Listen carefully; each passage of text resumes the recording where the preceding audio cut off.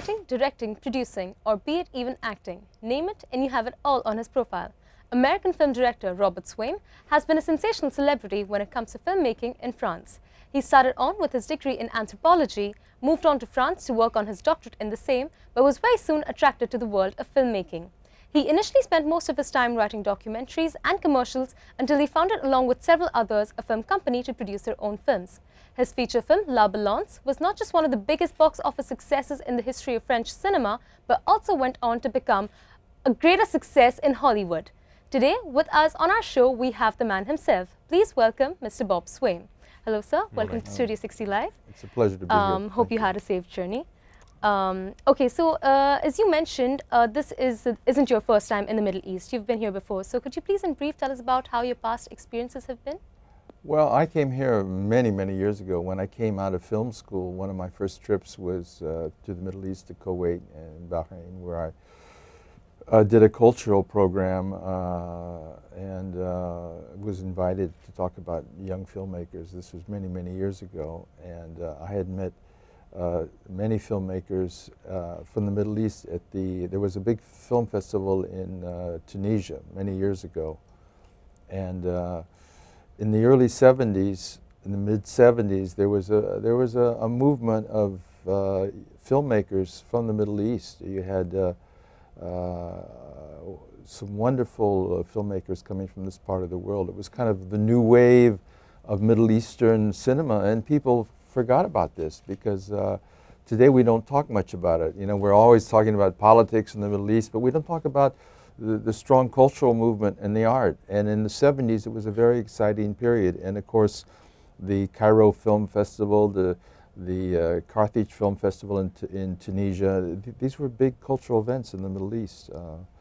And I was there as a young student, you know, at these festivals. So it was you know, it's been a long time ago, and of course things have changed very much here, you know.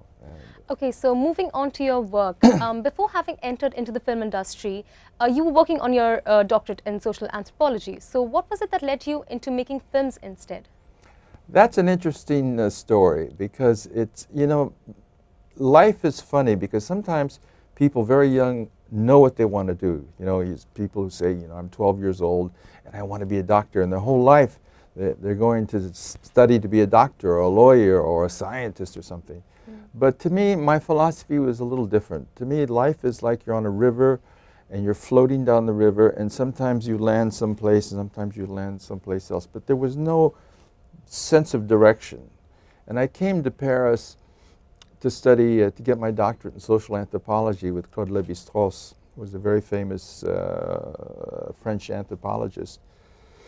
And secretly, I wanted to write the great American novel because my heroes were Henry Miller and Hemingway and these people, and I just imagined myself in some little room under the rooftops of Paris writing the great American novel.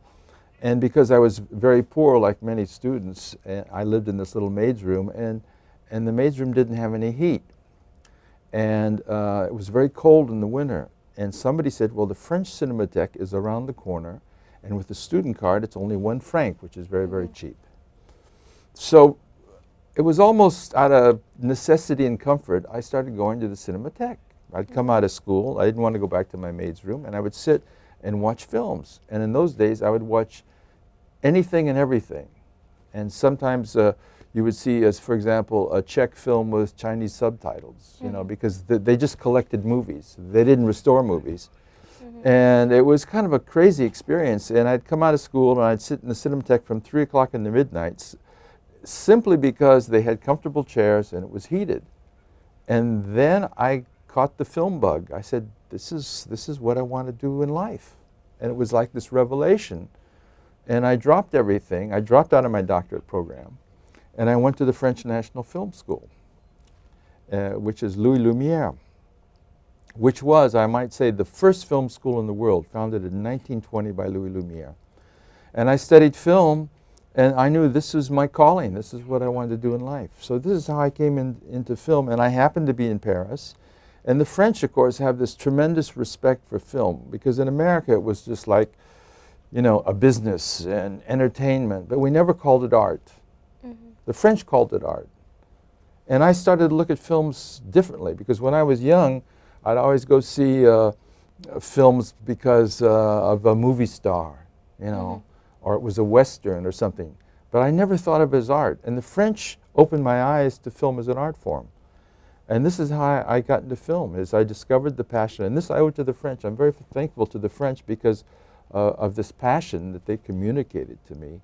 And it really opened my eyes, and it opened a lot of doors. And I will say I've had a very exciting 40-year adventure in film since then. So you started off with French cinema, and after La Balance, I believe MGM decided to wanted to sign a contract with you. Now, like Hollywood itself is considered like to be it by most film students. Everyone like wants to get into Hollywood. So yet after some time you... Except me, I didn't want to. You know, because I grew up in Los Angeles, and when I was in school, I never thought of Hollywood as, you know, anything particularly interesting. It was, you know, as I said, we didn't think of it as art. We didn't think of film as art. And it was just kind of a business, and I was in school.